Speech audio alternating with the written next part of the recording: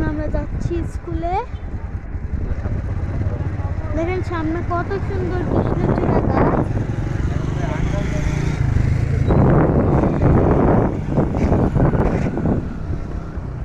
এই যে খেলার মাঠ, দেখেন জাহাঙ্গীরনগর স্কুল। ওই যে দেখেন গাইস খেলার মাঠ, এই যে খেলার মাঠ, দেখেন কৃষ্ণচূড়া।